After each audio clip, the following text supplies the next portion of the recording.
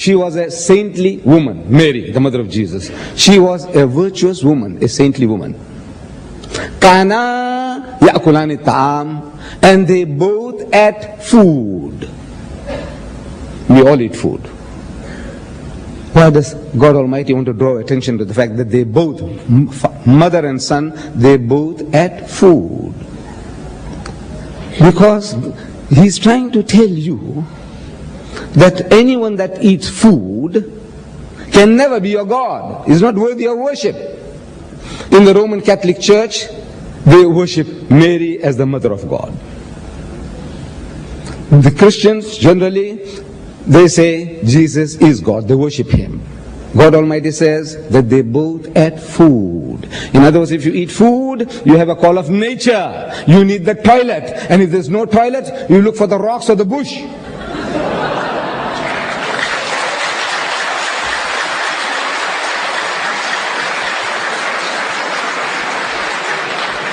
And this is not the quality of God.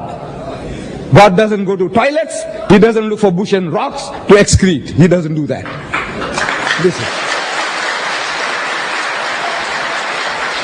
The verse continues, Unzur. Have a look. You see how clear we are making our signs to you. How clearly, simply we're putting facts to you. Summanzur. He said, have another look. Anna yufikun, how they have drifted away from the truth. Chapter 5, verse 78. Jesus is the Messiah, one of the mightiest messengers of God, but He's not God.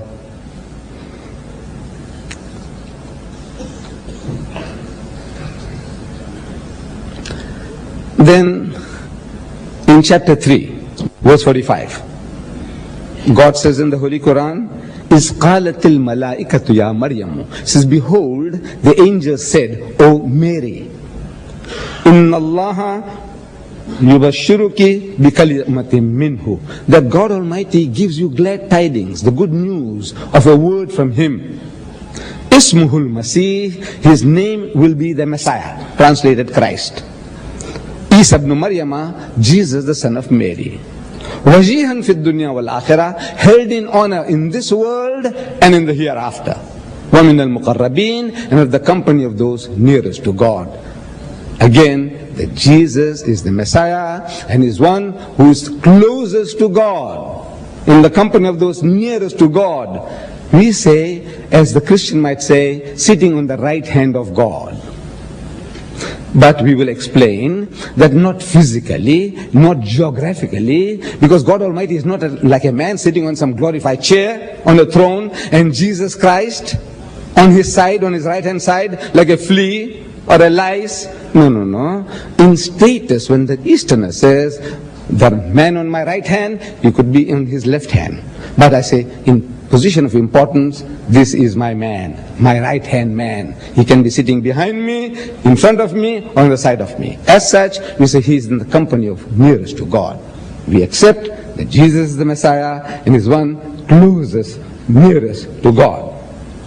This was the Quran I was quoting, and you can check it up in your own Quran at any time, sir. With regards to Him claiming to be God, you see, I have been, the pastor will say, challenging. What I say, I'm appealing to my Christian brothers, learned people. In my meetings all over the world, when I have a chance, I said, brothers, sisters, I would like you to do me a favor. If Jesus is God, I would like you to show me one verse, only one statement, anywhere in your Bible, any version of the Bible where Jesus says, I am God, or where He says, worship me. And by God, even tonight,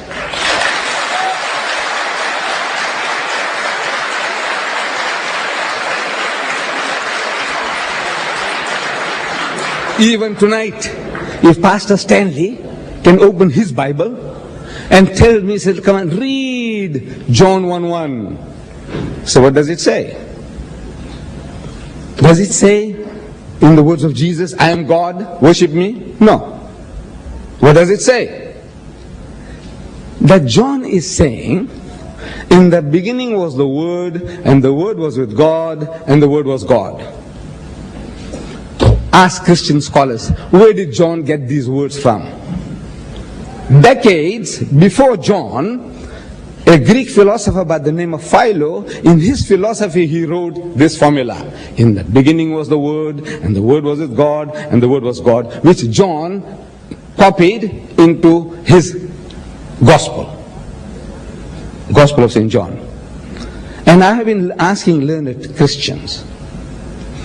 I said, sir, you are a DD, Doctor of Divinity. You see the word God, the first time that God occurs in that verse, in the beginning was the Word, and the Word was with God. I'm asking, what is the Greek word there for God? You are a Christian of the Greek scriptures, you know Greek, you ought to know Greek, the basis of your religion. You have manuscripts were all in Greek. Matthew, Mark, Luke, John, and the 27 books of the New Testament were only available in Greek. In the Greek language, what is the word for God? Can you help me, sir? Elohim.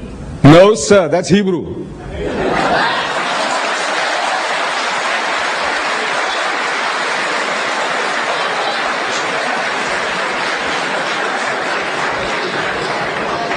You see, person gets angry now. Because of your clapping, he's going to get angry. He's going to lose his temper.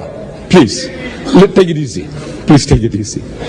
Don't clap too much, because the next 10 minutes we don't want to have any fireworks here. We want peace, quiet.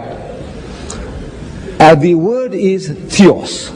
Theos in Greek means God, and the word there is hotheos. Hotheos means the God. Now, according to the system of the Western nations, when they have a proper noun, they start with the capital. Proper noun. Common noun, small g. Proper noun, capital G. God, for God. So there, in the translations, you have got God with a capital G. Accepted. That's your system. In Hebrew and in Greek, there is no such thing as capital letters, and there's no such thing as small letters. And in Arabic also, no capital letters, no small letters. But in your Western system, you have capital letters and you have small letters. So there, the word the God stands for God Almighty. So we have the capital G-O-D, God. And the word was God. That second word, God, in Greek, sir, is tontheos. Tontheos in Greek means a God. A God should have a small g. According to your system, a God means any God. That's not a proper noun. So you must have a small g. So I'm asking, why have you put a capital G again? Come on, explain. You are cheating somebody. First time, capital G, valid, acceptable. Second time, it should be a small g. Why have you put another capital G? You're creating a different meaning, that this is the God Almighty. A God means godly. You see, in the book of Corinthians, you read there, and the devil is the God of this world. He is the God. Hotheos in Greek. But you give him a small g. I want to know why. If it is Hotheos, the God, according to your system, sir, your scholars ought to give a capital G for God to the devil. But no. You see, you are playing fast and loose with these manuscripts. You translate them as you like. Then, in the Old Testament, God Almighty speaks to Moses.